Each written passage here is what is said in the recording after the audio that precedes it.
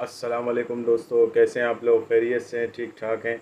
उम्मीद है आप लोग खैरियत से अच्छे होंगे। दोस्तों आज हम रिएक्शन करेंगे रियलिटी टीवी पे, जो कि मुल्क पाकिस्तान में ज़लज़ले आ रहे हैं और कराची में, मलीर में, सिंध में।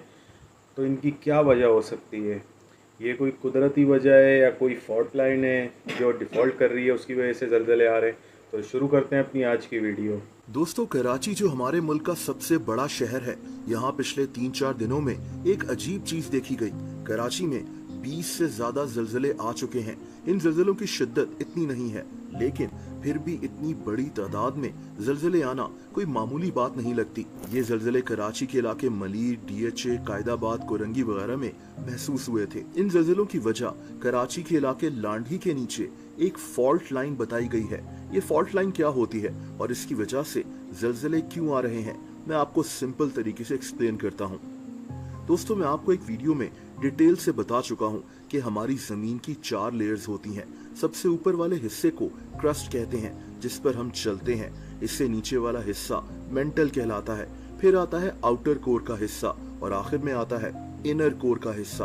अब जो जमीन के ऊपर के 2 हिस्से हैं, क्रस्ट और मेंटल, ये हिस्से कई पीसेस में बटे हुए हैं, जैसे कोई पजल के पीसेस होते हैं, जिनको मिलाकर हमारी जमीन बनती है। यानी हमारी जमीन एक पीस में नहीं है, ये 7 बड़े और कई छोटे पीसेस हैं, जिनको मिलाकर हमारी जमीन बनी हुई है। दोस्तों, इन पीसेस को टेक्टोनिक प्लेट्स कहते हैं। ये पीसेस मुसलसल हिल रहे होते हैं, कभी एक दूसरे से टकराते हैं और कभी स्लाइड भी करते हैं, लेकिन इतनी आहिस्ता से कि हमें इसका पता ही नहीं लगता। ये अल्लाह ताला की कुदरत है।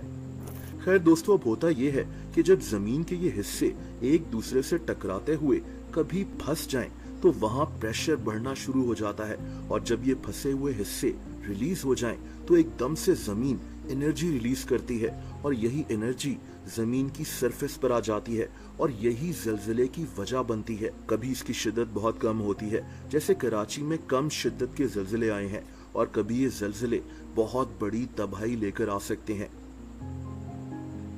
अब अगला सवाल ये है कि फॉल्ट लाइन क्या है। जो कहा गया है कि कराची के एरिया लांढी के नीचे फॉल्ट लाइन की वजह से जलजले आ रहे हैं। दोस्तों, जमीन के इन हिस्सों के दरमियान जो क्रैक्स होते हैं, इन्हें फॉल्ट्स कहते हैं, और फॉल्ट लाइन उस जगह को कहते हैं जहां जमीन के ये हिस्से आपस में टकरा रहे हों। ये नॉर्मली जमीन में क्रैक्स की एक लाइन सी बन जाती है। अगर हम जापान की मिसाल लें, तो जापान 4 मेजर टेक्टोनिक प्लेट्स पर मौजूद है। यानी जापान में जलजले आने के ज्यादा चांसेस होते हैं, लेकिन जरूरी नहीं है कि हर जलजला महसूस भी हो। जैसा कि कनाडा में हर साल 4000 के करीब जलजले आते हैं, लेकिन सिर्फ 50 जलजले ही महसूस किए जाते हैं, और उनकी शिद्दत भी बहुत कम या ज्यादा हो सकती है। एक इंटरेस्टिंग फैक्ट ये है कि हमारी दुनिया में आने वाले 90% जलजले पैसिफिक ओशियन से शुरू होते हैं। इस समंदर में एक जगह है जिसे रिंग ऑफ फायर कहते हैं। इस जगह समंदर के नीचे 450 के करीब आतिशफिशा पहाड़ भी मौजूद हैं। बहरहाल, कराची में कम शिद्दत के लेकिन बहुत ज्यादा जलजले आने की यही वजह है।